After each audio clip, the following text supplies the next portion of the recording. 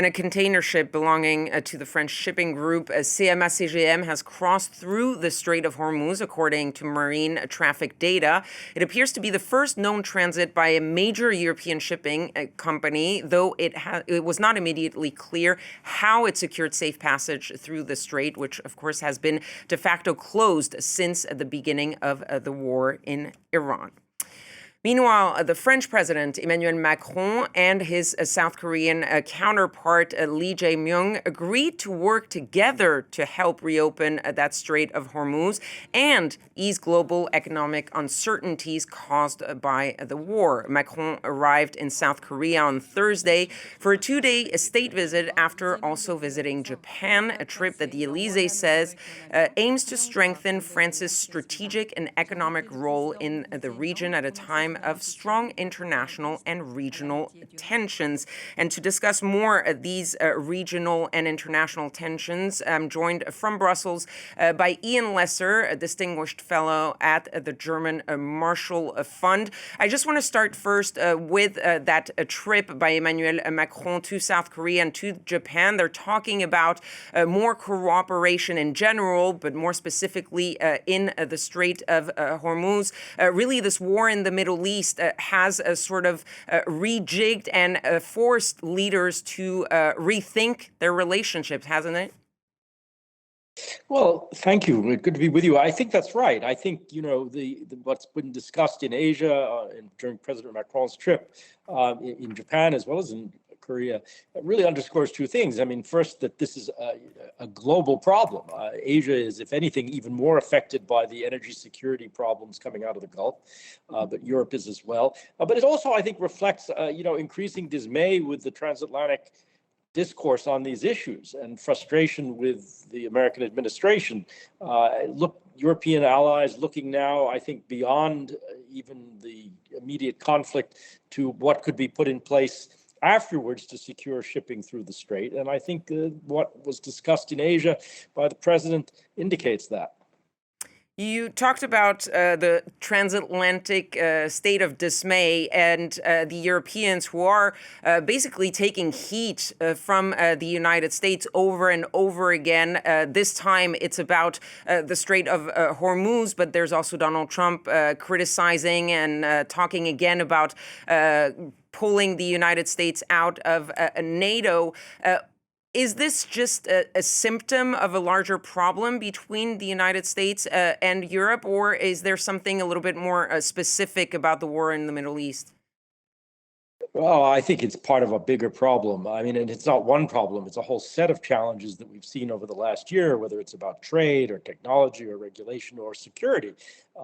And this, of course, is bringing many of these things together. I think, there's growing frustration, not only with the language from Washington, but also, the sense that somehow the United States is conducting a war, asking European allies to help, but not giving them any role in the strategy. And in fact seems prepared at the end of the day to withdraw at some point and to leave the problem of maritime security in the strait to Europe and others to sort out.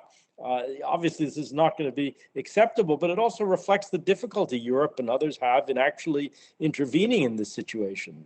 It's not easy to secure this passage. And I think you see that in some of the conversations that have gone on among European allies and others about what could be done. They're going to wait until after the active hostilities are over to try to do something. And what do you make of this possible resolution that could be voted on at the Security Council this Saturday, with most countries likely agreeing, if there's no veto, for this defensive operation in helping reopen the strait? Of course, once the heat of the moment dies down. Do you see that actually happening, or is this more of a symbolic vote? Well, of course, it's both symbolism and something that can be operationally important. I think the key thing, of course, is whether China and Russia will go along with this, and perhaps others. I think if it has this very defensive flavor to it, unlike the first proposal, it might actually succeed. What effect will it have? Well, I don't think we'll see much until the actual active phase of hostilities is over, whenever that might be. There are a lot of countries, especially in Europe, but also elsewhere, not least France, who are very concerned about the validity of further actions in international law, having a Security Council resolution will obviously facilitate that.